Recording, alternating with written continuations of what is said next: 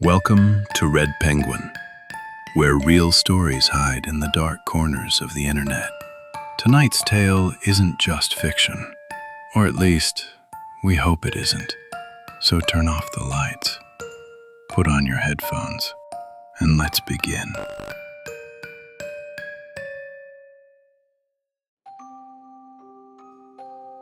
Tonight's story: The Man in the Anderson House.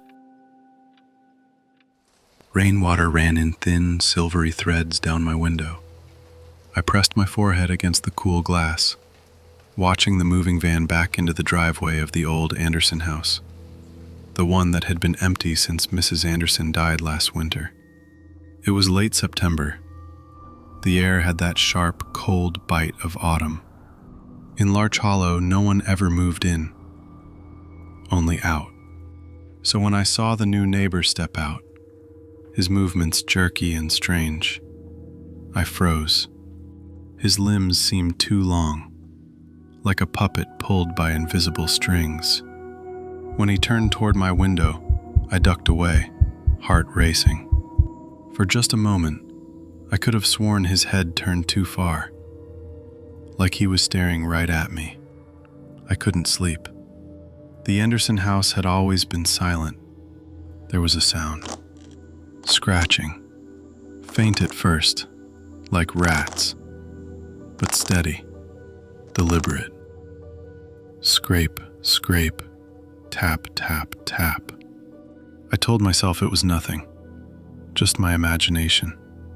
But when I finally fell asleep, I dreamed of long black fingers clawing through the walls.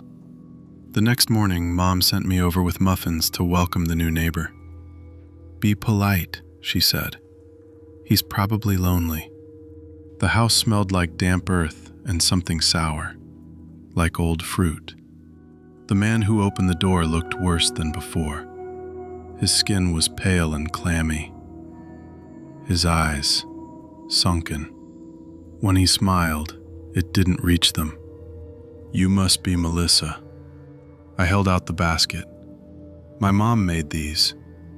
He took it with both hands, carefully, almost reverently. "Thank your mother." Then his voice dropped. "I've been..." I turned to leave, and as I did, I heard him whisper something. Soft, wet, like words spoken backward. Over the next few weeks, things got worse. Birds started dying in the yards. My cat disappeared. The scratching grew louder. Sometimes I'd see him outside under the streetlight, standing, staring. His shadow moved a second after his body did. Then came the storm. Thunder cracked open the sky. The power went out, and through the dark I heard it again. Scrape, scrape, scrape. But this time, it was coming from inside the house. I whispered. No answer. The sound led me to the kitchen. A voice. "Melissa." It was coming from the vent above the stove. "Help me." My mom's voice. I climbed onto the counter, shining my flashlight into the vent. For a second I saw something pale moving inside. Fingers, maybe.